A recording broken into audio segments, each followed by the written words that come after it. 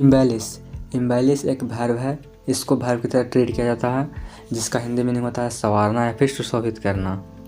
इसका English meaning होता है to make something more beautiful by adding something to it.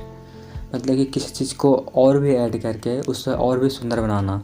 अगर मान लीजिए कि आप कोई भी काम कर रहे हैं, जैसे कि मान लीजिए कि शादी का पंडाल बन रहा है, तो होता है कि उसमें कुछ और फूल लगा दो या फिर और कुछ ऐसा लगा दो कि ऐड करने से और सुंदर दिखे। तो वही होता है कि कुछ ऐड करके और भी संवार देना और भी सुंदर बनाना। अब देखते हैं सिनोनिम्स। इसका सिनोनिम होता है डेकोरेट। डेकोरेट का मतलब होता है सजाना। इन्हेंस। इन्हेंस का मतलब होता है बढ़ाना, जिसको हम सुधारना भी बोल सकते हैं।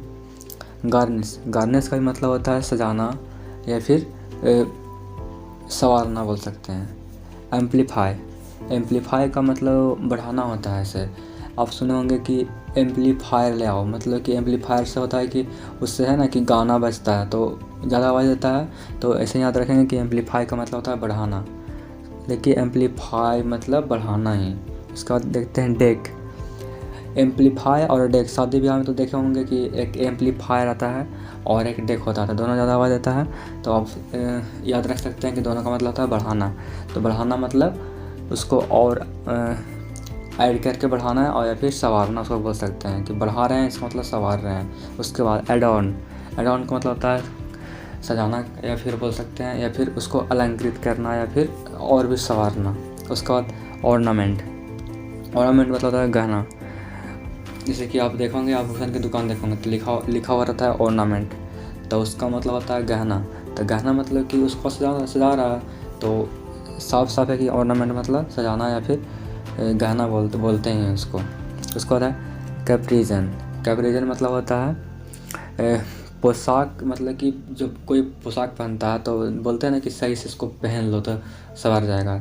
तो मतलब कि सही से पोशाक पहना तो संवर गया, तो बोल सकते हैं कि सही से पोशाक पहना तो संवर गया, और संवारना भी बोल सकते हैं। उसके बाद देखते हैं इसका एंटोनिम्स। इसका एंटोनिम्स होता है यहाँ पे डिफेस। डिफेस का मतलब होता है बदनाम करना। अगर कोई किसी को बहुत ही बढ़ा रहा है, सजा रहा है, मतलब किसी को, तो होता है ना कि बदनाम कर दिया, तो डिफेस का मतलब होता है बदनाम करना। इसका उल्टा ब्लेमिश।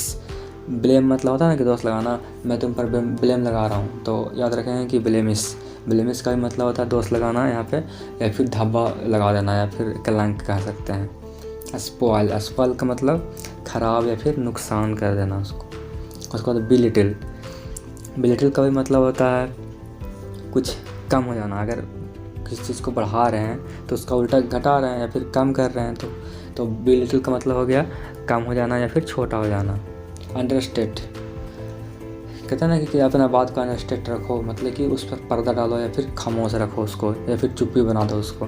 तो अंडरस्टेट का मतलब होता है उस पर पर्दा डाल दो या फिर उसको चुप कर दो, मतलब कि बात को मतलब निकालो मत, तो चुप्पी डाल देना बोल सकते हैं। उसके बाद ये एक इसका देखते हैं एग्जाम्पल पढ़ के। The ceiling was embellished with flowers and leaves. यहाँ पर सीलिंग का मतलब होता है छत, तो छत जो था जो फ्लावर और पत्तियों से सजा हुआ था। दोस्तों वीडियो पसंद आया तो लाइक करिए। मिलते हैं नेक्स्ट वीडियो में।